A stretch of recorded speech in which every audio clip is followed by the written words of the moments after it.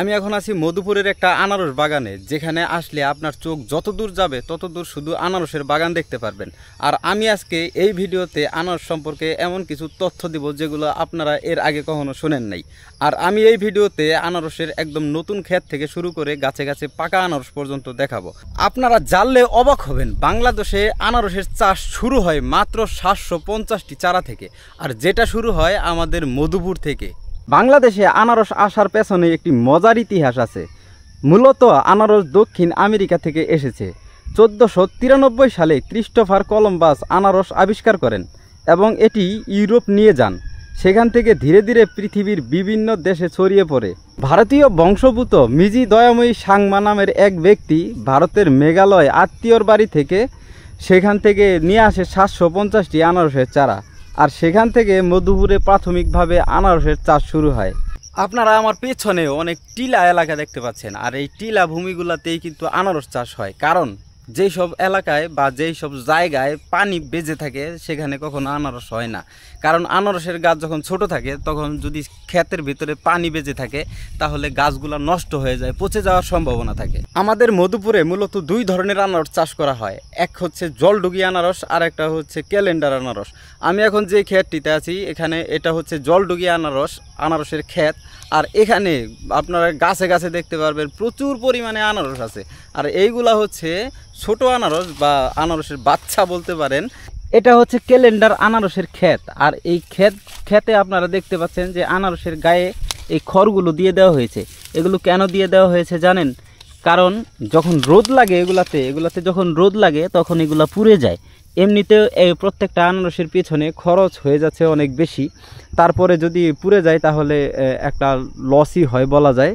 এই ক্ষেতের যে আনারসগুলা এগুলা হয়তোবা আরও কিছুদিন পরে পাকবে। আরও ওই পাশে যে ক্ষেত আছে সেখানে অনেক পাকা আনারস আছে, আমি আপনাদেরকে সেগুলো এখন দেখাবো। কারণ গাছে গাছে দেখা যাচ্ছে। এই যে দেখেন এখানে একটা পাকা আনারস আছে, আপনারা দেখতে পাচ্ছেন এটা একটা পাকা আনারস। আরও এই দেখুন আরেকটা আনারস নিচে পড়ে আছে। ও এই কালারটা, এই আনারসটা কালার দেখেন জাস্ট ওয়াও। এই দেখেন এগুলো কিন্তু সব পাকা আনারস। এই বাগানের ম্যাক্সিমাম আনারস পেকে গেছে। আর এগুলো হচ্ছে আশিনা ফল বলে যেটাকে, সেটা এগুলো পরে পাকবে। এই ক্ষেত্রে আমি ম্যাক্সিমাম আনারস পাকা দেখতে পাচ্ছি, প্রচুর আনারস পাকা আছে এখানে। এই যে আপনারা মধুপুর আসলে এরকম ফ্রেশ ফ্রেশ আনারস দেখতে পারবেন। আসলে দোকানে যে সমস্ত আনারসগুলো বিক্রি হয় সেগুলো কেনা থাকে কিন্তু অনেক দিন আগে, আর ক্ষেতের যে ফ্রেশ আনারস সেই টেস্ট, সেই মজা। আর এখন এখানে আসলে যত দূর চোখ যাবে তত দূরই শুধু আনারসের বাগান আর বাগান। আর এইটা হচ্ছে নতুন একটা আনারসের বাগান, এটা ক্যালেন্ডার আনারসের বাগান। আর জলডুগি আনারসগুলো হয় কি একসাথে 7-8টা কি 10-12টা গাছ হয়ে যায়। আর এই যে ক্যালেন্ডার আনারস এগুলো লাগানো হয় একটা একটা। চলেন এখন আমি আপনাদেরকে দেখাই যে আনারসের চারা কিভাবে উৎপাদন করা হয়। আনারসের চারা থাকে মূলত আনারসের নিচের অংশে। আপনারা এই যে দেখতে পাচ্ছেন যে ছোট ছোট চারাগুলো, এগুলো কিন্তু চারা, এগুলো এই যে এখানে ছিল এগুলো কিন্তু ভেঙে ফেলছে। আর এই যে বড় বড় যে চারাগুলো দেখতে পাচ্ছেন এগুলা আপনারা এখন দেখতে পাচ্ছেন যে একদম কিন্তু আনারসের নিচের অংশে লেগে আছে। আনারসের নিচের অংশে এই চারাগুলো লেগে থাকে।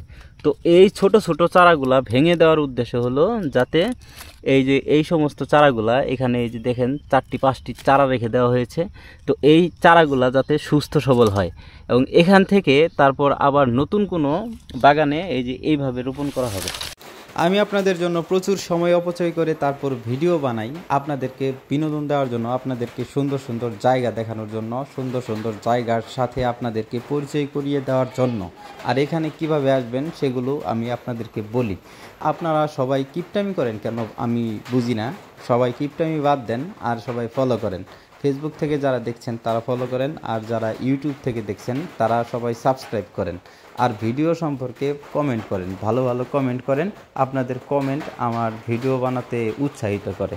পরবর্তী ভিডিও দেখতে চাইলে অবশ্যই ফলো দিবেন, আর ইউটিউবে থাকলে সাবস্ক্রাইব করবেন। ধন্যবাদ সবাইকে।